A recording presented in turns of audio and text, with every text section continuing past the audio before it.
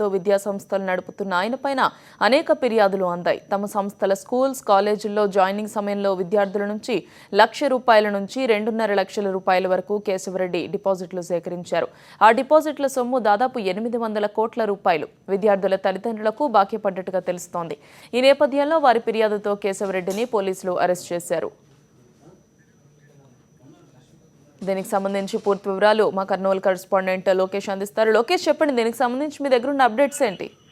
Gautam, Keshavareddy school అధినేత కేశవరెడ్డిపై 7 కేసులు నమోదుతో పాటు డిపాజిట్లు చేసుకుని వారికి తిరిగి చెల్లించకపోగా వారికి మాయమాటలు చెప్పి వేలాది మంది విద్యార్థుల తల్లిదండ్రుల నుండి డిపాజిట్ వసూలు చేశారు.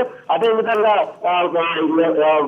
ఆ బాధితులు ఎవరైతే ఉన్నారో డిపాజిట్ చెల్లించాలని పలుమార్లు చెప్పినప్పటికీ కూడా అతను స్పందించకపోవడం, వారిని డిపాజిట్లు చెల్లించకపోవడం లాంటి సంఘటనలు చేయడంతో సిసిఎస్ పోలీసులు నిన్న రాత్రి అదుపులో తీసుకొని విచారణ చేస్తున్నారు.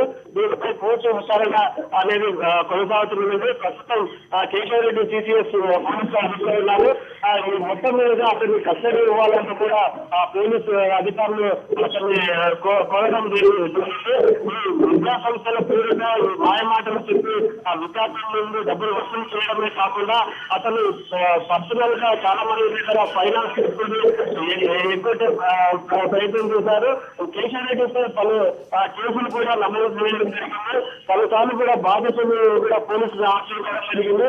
ఈ మధ్య కాలంలో కేశవరెడ్డి నంద్యాలలోని కేశవరెడ్డి స్కూల్ దగ్గర కూడా ఈ బాధితుల తల్లిదండ్రులు ఆత్మహత్య ప్రయత్నం చేయడం జరిగింది.